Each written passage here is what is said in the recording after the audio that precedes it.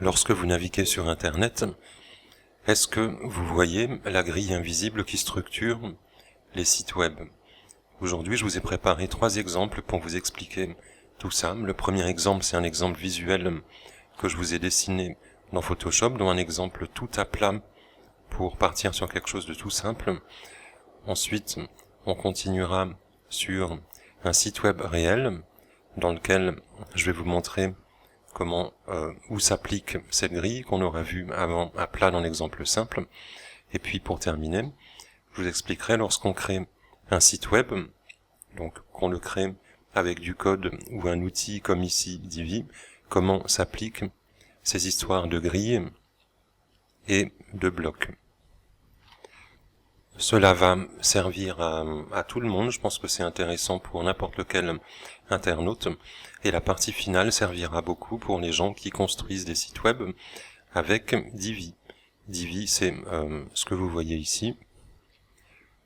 C'est un outil qui permet de créer des sites web sans connaissance en programmation, simplement en apprenant comment fonctionne cette grille et toutes ces histoires de boutons. Si vous voulez en savoir plus sur ce qu'est Divi, vous pouvez vous rendre sur mon site web netologiste.com dans Qu'est-ce que Divi. Donc, on démarre. Ici, je vous ai dessiné un site web tout simple. Donc, pour l'instant, vous voyez une grille avec ce qui ressemble un peu à des blocs de contenu. Ici, du texte, des images, du texte sur des images, puis ici, du texte sur un fond un peu blanc sur des images, etc. Donc, on va commencer avec le début.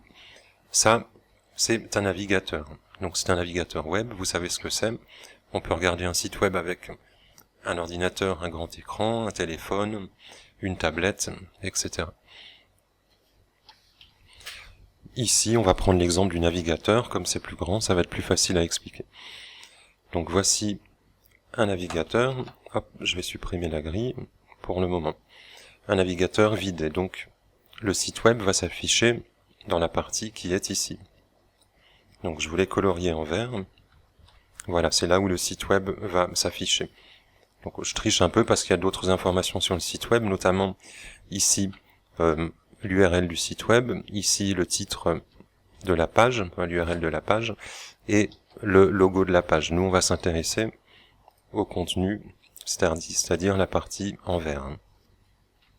Tous les sites web sont composés de blocs, comme ceci. Alors parfois ils sont invisibles et on voit pas la séparation entre les blocs, mais ils sont bien là. Donc ces blocs, on peut les appeler des sections. Ces sections, elles nous servent à organiser et séparer l'information, que ce soit en programmation, mais aussi de manière visuelle. Par exemple, ici, je vous ai mis une section bleue, une section orange et une violette. Rien qu'avec ça, on voit qu'on a déjà structuré notre page web en 3 parties différentes. Ces sections, elles prennent toute la largeur du navigateur, c'est-à-dire depuis sa gauche jusqu'à sa droite, mais ensuite notre contenu, on n'est pas obligé de l'étendre sur toute la largeur, puisqu'il y a des écrans très grands, et ce serait complètement illisible. Donc c'est pour ça que la plupart des sites web vont choisir de prendre quelque chose qui se trouve au milieu comme ça, qui mesure entre 1000 et 1200 pixels.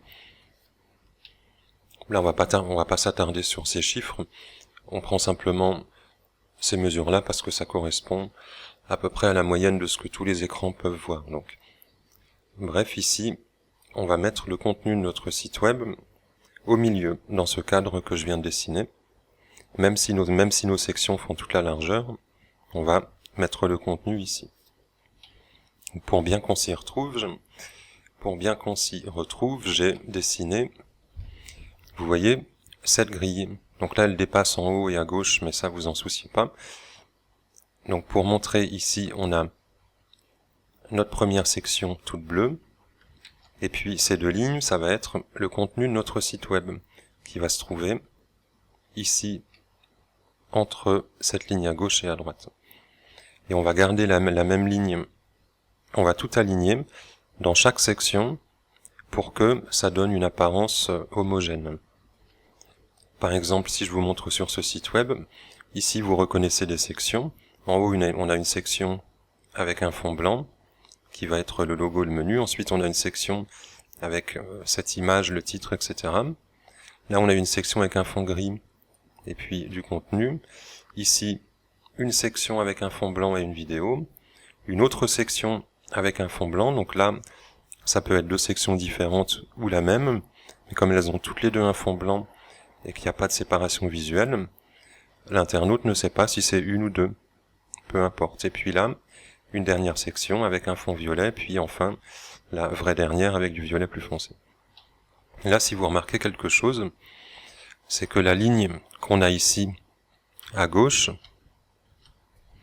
on la retrouve dans un site web, et elle est, de manière invisible, elle est ici.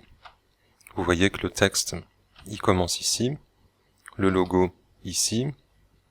Ensuite, si on descend, vous voyez là où il y a ma souris, je vais la laisser sur le même axe. Là, on va se retrouver sur cette ligne exactement au même endroit. Et ici aussi. Donc lorsqu'il y a des choses centrées, parfois il n'y a pas de séparation visuelle, donc on ne voit pas forcément cette grille. Mais inconsciemment, en fait, le cerveau l'aperçoit et il sait que le site est bien structuré. Si je vais sur des sites connus au hasard, ici on reconnaît bien une première section, une deuxième, une troisième, une quatrième, etc. Puis surtout on voit bien la ligne ici, parce que eux ils l'ont représenté de manière visuelle, avec le fond de la page en gris, et puis tout leur contenu, un fond blanc. Donc on voit bien la ligne à gauche et à droite. Puis si on en prend un deuxième, c'est la même chose. On voit bien cette ligne à gauche et à droite. Donc maintenant qu'on a une page web un petit peu structurée de manière visuelle, on peut lui ajouter du contenu. Donc là, je vous explique pas comment créer la page web, je vous explique simplement comment elle est structurée. Donc on peut ajouter du contenu à notre page web, par exemple un titre, un texte, ici une image, et puis en bas un autre contenu. Donc on voit bien que le texte, il est toujours aligné, il dépasse jamais de notre ligne à gauche et puis notre ligne à droite. Alors pourquoi il n'est pas complètement collé? C'est parce que si on met par exemple un fond ici, seulement dans l'intérieur, ça va faire très bizarre qu'il soit collé. Donc en fait, les marges, c'est simplement pour que ce soit plus lisible.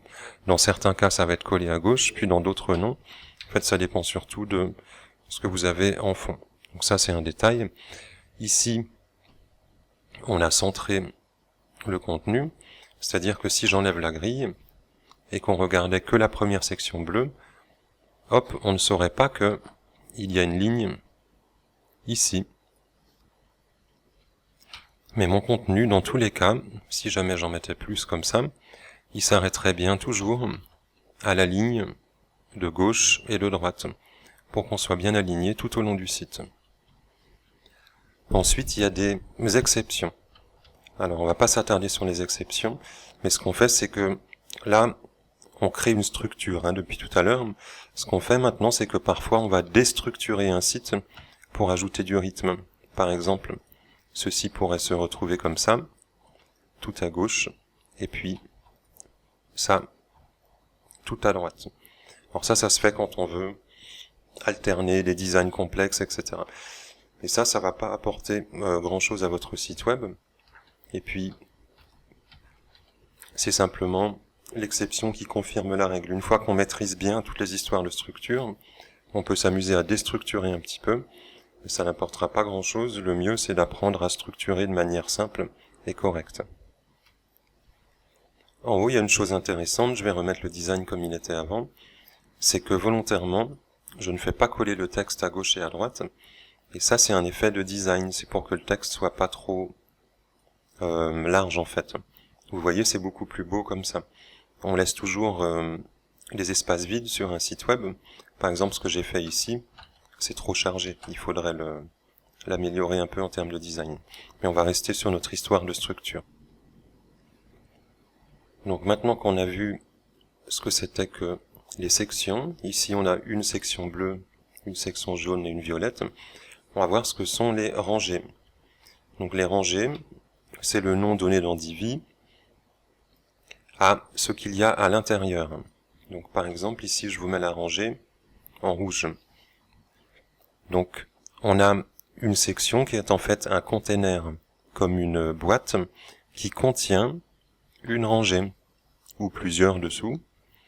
Ici on a une section en bleu et une rangée en rouge. Ici au milieu, la deuxième section jaune, on a une image qui prend toute la largeur de la rangée, mais pas de la section. Et si on enlevait les couleurs exemples, ça rendrait ceci, puisque les couleurs, je les ai mis simplement pour que vous puissiez différencier visuellement. Sinon, souvent on va les mettre en blanc ou en gris, etc. Donc ça rendrait ceci. En fait, on ne verrait plus vraiment les sections, on ne verrait que les rangées.